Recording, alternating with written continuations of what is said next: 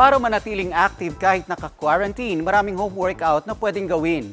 Tulad na lang ng Pilates na paboritong workout ng ilang celebrities na sinubukan ko rin gawin. Watch this.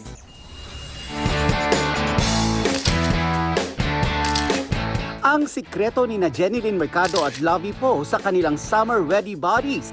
Pwede rin tumalo sa excuses ng mga ayaw mag-workout. Yan ang home Pilates na low-impact workout kaya pwedeng gawin ng kahit sino, kahit ng senior citizens. Why not give a 30 minutes or maybe an hour to our body to make it stronger? Binigyan ako ng quick online coaching ng home Pilates ni Instructor Kit Sikat. Mat o kahit anong sapin lang ang kailangan. Bring your arms forward, you look down, round your back. So try to keep your back down, look down on the front side. And then inhale, stay. On the exhale, roll back. Rolling back halfway. Tingin sa harap. Ayan, halfway lang. Perfect. Naka-engage yung core. And then round forward. Keep going.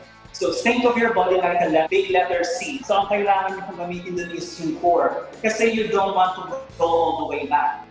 Ito naman ang next. Hihiga na tayo.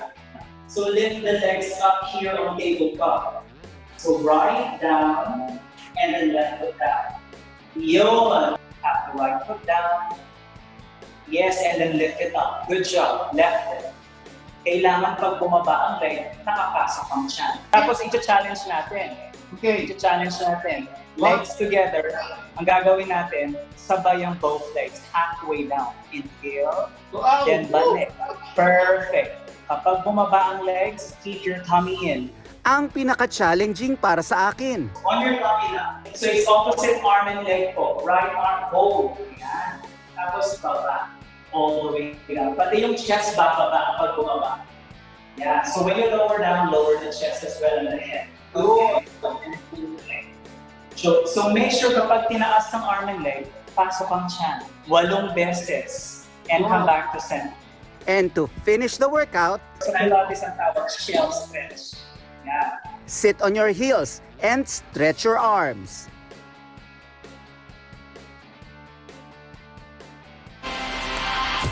Kaya pala looking extra fit si Nelson ngayon. Pero masakit daw ang katawan niya kanina eh. Oh. Konting stretch pa.